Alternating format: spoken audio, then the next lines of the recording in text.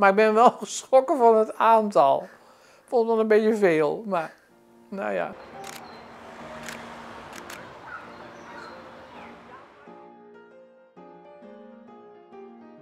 Ja, nou, ik heb begrepen dat er dus meer dan 15.000 foto's van mij inmiddels op het account staan.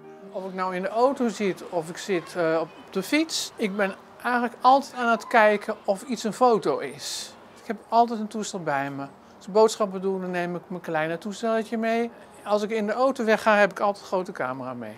Maar goed, het liefste zou ik dus willen om gelijk als ik thuis kom het kaartje eruit te halen. Onmiddellijk ze op mijn iPad te zetten om te kijken... Nou, wat ik ervan gemaakt heb. Nou, en dan open ik de pagina van Vroege Vogels. Kijk wat er al op zit. Om niet te veel paddenstoelen achter elkaar te plaatsen, maar dan bijvoorbeeld die avond maar vogels te doen als ik ze heb. Als het goed is, staat er niet één dubbel op. Moeten het echt allemaal aparte zijn. Ik plaats er gemiddeld 4 per dag. En dan doe ik het ook nog wel 's nachts om 2 uur. Als ik dan een keer uit bed ben even in de kamer zit. Het is niet totaal geen verplichting. Ik vind het gewoon heel leuk. Ik zou het ook heel erg vinden als ik geen foto's meer zou kunnen maken en dus niet meer zou kunnen plaatsen.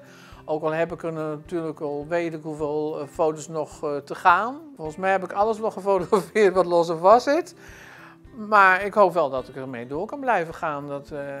Nou ja, kijk, je kunt altijd foto's maken zittend vanuit een auto. Dat is niet zo moeilijk. Maar als je niet meer auto kan rijden, kan dat natuurlijk ook niet meer. Dus ik hoop wel dat ik dat nog heel lang kan blijven doen.